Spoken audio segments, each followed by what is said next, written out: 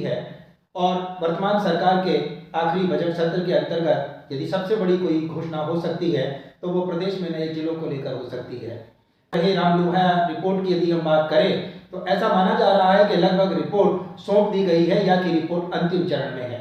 कोटपूतली जिले की ओर अग्रसर ही नहीं बल्कि जिले की दहलीज तक जा पहुंचा है कोटपूतली। जी हाँ दोस्तों, बहुत सारे लोग इस बात को लेकर कई बार गुमराह होते रहे हैं कि क्या कोटपूतली जिला बनेगा या नहीं। कहीं कोटपूतली के पड़ोसी नीमका थाना, शाहपुरा, बहरोड या अन्य किसी जगह को तो जिला नहीं बना दिया जाएगा। ऐसी बहुत सारी उठापटकियां, ऐसी बहुत सारी न्यूज़ें आपको गुमराह करती रही हैं। इंदौरिया टाइम्स के माध्यम से जिस तरीके से आम जन को एक तरह से सुविधाओं से जोड़ते हुए जानकारी उपलब्ध करवाई जाती रही है, उसी क्रम में मैं आपको बता दूं,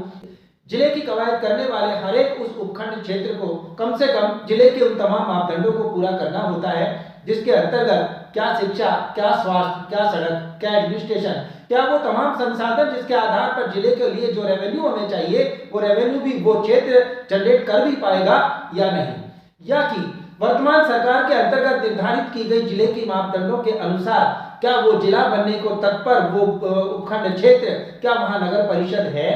क्या नगर परिषद के अंतर्गत वहां पर कोई मास्टर प्लान लागू किया गया है, मास्टर प्लान के अंतर्गत क्या वहां सीवरेज लाइन मौजूद है,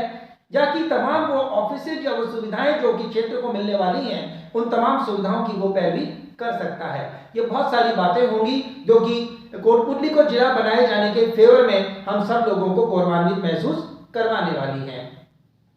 आज हम बात करते हैं कि कोटपूतली जो कि जिले की ओर अग्रसर होते हुए न केवल जिले की दहलीज तक जा पहुंचा है बल्कि नगर परिषद कोटपूतली द्वारा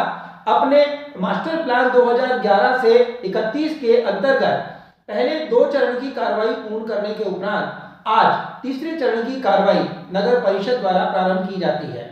प्रातः 6:30 बजे स्थानीय नगर परिषद आयुक्त फतेह सिंह मीणा के नेतृत्व में आज सुबह प्रातः 6:30 बजे नगर पालिका तिराहे से आजाद चौक के बीच की गई कार्रवाई के अंतर्गत लगभग 15 दुकानों और भवनों को एक तरह से ध्वस्त कर दिया गया।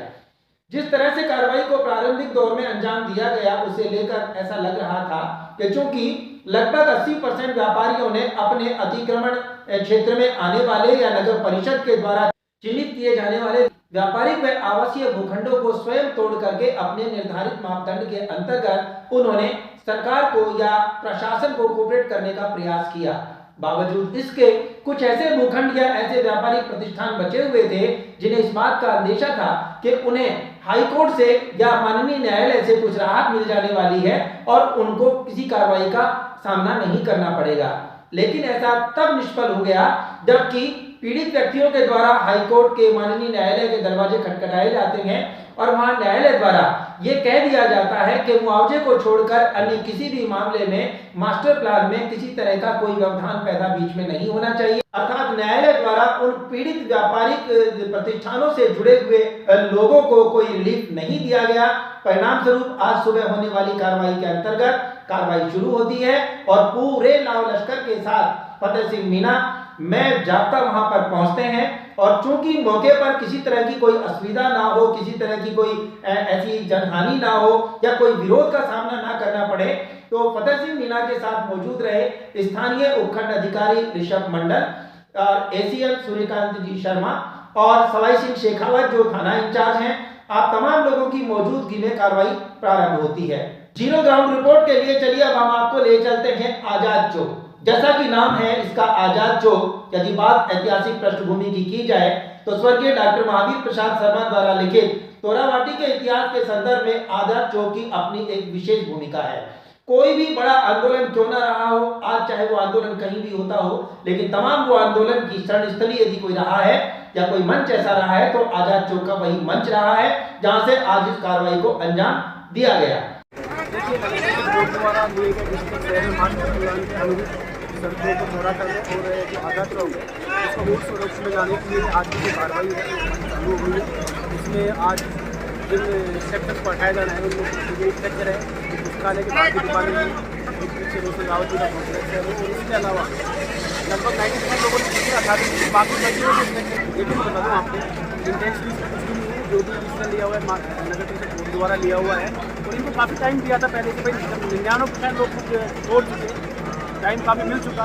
इसी लिए कार्रवाई की जा रही है। देखिए ऐसा है, आज़ाद चौक में जो स्ट्रक्चर जो अभी श्रेणी में आ रहे हैं उनको ही हटवाए जा रहे हैं। कुछ दिन के लिए पहले कह रहे थे उनके पक्ष में माननीय न्यायालय द्वारा निर्णय दिया हुआ है, इस वजह से कार्रवाई।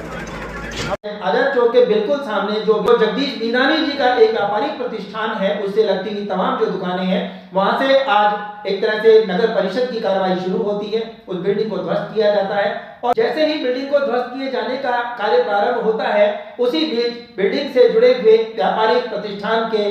मालिक, जिसे कहना चाहिए मणि बिधानी का, अचानक स्वास्थ्य गड़बड़ा जाता है। वो सड़क पर आ जाते हैं और वो अपनी उस अचल संपत्ति को धराशायी होते हुए नहीं देख पाते हैं, सड़क पर आ जाते हैं। विरोध स्वरूप वो जिस तरह का उनका माहौल होता है कि उन्हें बाद में न केवल पुलिस के द्वारा साइड किया जाता है, बल्कि सूत्रों के मुताबिक उन्हें बाद में स्थानीय बीडीएम हॉस्पिटल के अंतर्गत उन्हें बाद में हॉस्पिटलाइज करना पड़ता है।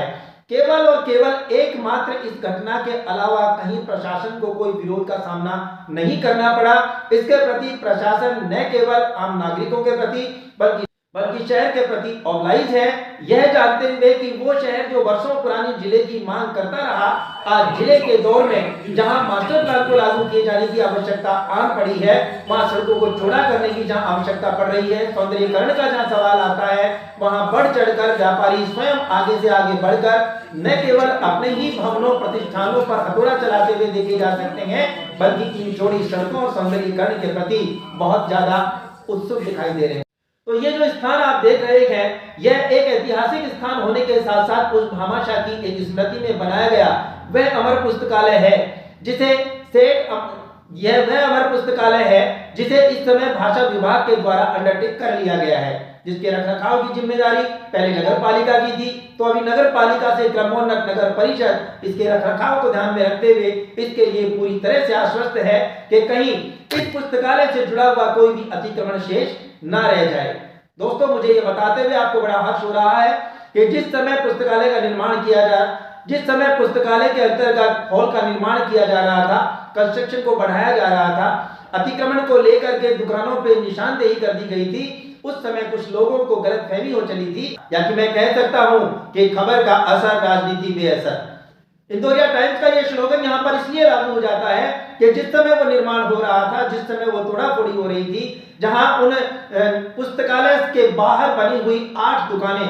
जो भामाशाह दौर से ही इस बात को चिन्हित करते हुए बाकायदा 2005 में उपखंड अधिकारी के साथ एक एग्रीमेंट किया गया था कि जब कभी भी इस पुस्तकालय को के रखरखाव में किसी तरह की असुविधा का सामना करना पड़ेगा, तो यही वो दुकानें होंगी जो कि भामाशाह के रूप में इस पुस्तकालय को सदैव मेंटेन रखेंगी।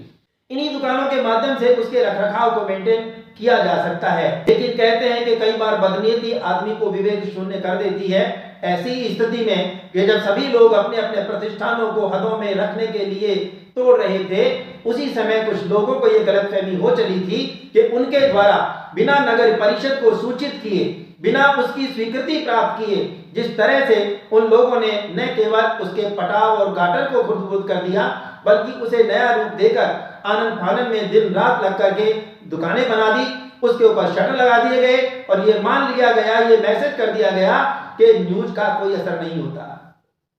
ये मैसेज करने का प्रयास किया गया कि जब तक हम और हमारी सरकार हैं, हमारा कुछ बिगड़ने वाला नहीं है। लेकिन मुझे इस बात की खुशी है कि यदि लोकतंत्र का एक स्तंभ अपनी बात को निष्पक्ष रूप से प्रशासन के समक्ष रख सकता है, तो न्यायपालिका से जुड़ा हुआ तमाम वो प्रशासन निष्पक्ष भाव से, एक तरह से निष्पक्ष भाव से कार्रवाई करते हुए उस सत्य का साथ दे सकता है। और देखते ही देखते वो तमाम 8 दुकानें आज धराशायी कर दी जाती हैं। जैसा कि आप देख रहे हैं कि यह वही पुस्तकालय है जिसके सामने ये कार्रवाई की जा रही है। एक बात और सामने आ रही है जिसे यहाँ नजरअंदाज करना कहीं ना कहीं स्थानीय नागरिकों, व्यापारियों के प्रति नाइंसाफी होगी। बेशक हर एक व्यक्ति को जिले का इंतजार है, बेशक व्यक्ति अपने शहर के सौंदर्यीकरण के लिए उत्सुक है, लेकिन स्थानीय प्रशासन को या स्थानीय जनप्रतिनिधियों को ये चाहिए था, यदि मुआवजा देकर के इन सारे कार्यों को अंजाम दिया जाता या कि मुआवजे की राशि मुकर्रर कर दी जाती, तो मैं समझता हूं कि जब लोग स्वयं अपने प्रतिष्ठानों, अपने भवनों को तोड़ सकते हैं,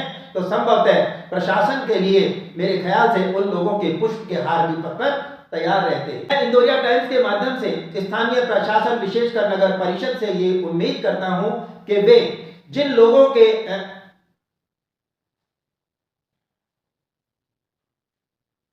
मैं इंदौरिया टाइम्स के माध्यम से स्थानीय प्रशासन विशेषकर नगर परिषद आयुक्त फतेह सिंह मीणा से ये निवेदन करता हूं कि जो लोग इस सौंदर्यीकरण की हद में आते हैं या जिन लोगों को इस प्रक्रिया का हिस्सा होना पड़ा है या जिन लोगों के प्रतिष्ठान के बीच तोड़फोड़ की गई है, यदि उनके पास उनकी प्रॉपर्टी के स्थायी पट्टे और कागजात हैं और ये मुमकिन है कि वही इस भूखंड के या इस प्रतिष्ठान के मालिक हैं, तो उन्हें उचित मुआवजा दिए जाने की यदि कोई प्रक्रिया है तो संभवतः उसे अपनाया जाना चाहिए। एक और जहां वर्तमान सरकार गांवों के साथ साथ शहरों में रोजगार के अवसर उपलब्ध करवा रही है, तो वहीं ऐसे में यदि शहर सौंदर्यीकरण के दौर में आप उचित मुआवजा प्रदान करके शहर को यदि सौंदर्य प्रदान करने का प्रयास करते हैं तो इसमें कोई दो राय नहीं है कि आम व्यक्ति की दुआओं में भी शुमार होगा और कोटपुतली ही वो क्षेत्र ऐसा होगा। देश व प्रदेश की 2 राजधानियों की योजक कड़ी बनते हुए राजस्थान का वह सिंह द्वार होगा जो यदि राजस्थान में कोई जिला डेवलप हो सकेगा, कोटपुतली ही वो क्षेत्र होगा।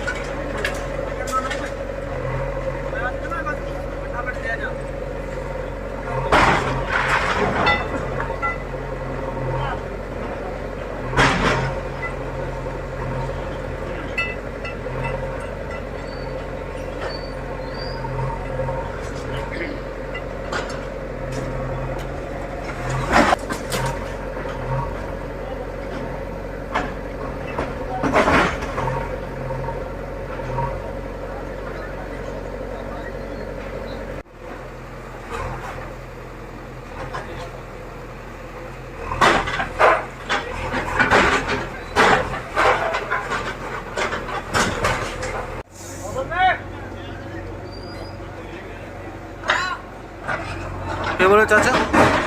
क्या कह रही है? 8 वाला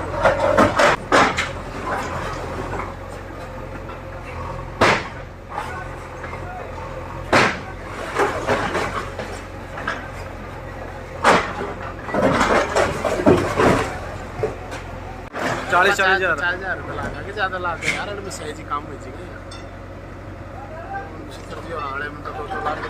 बिल्कुल।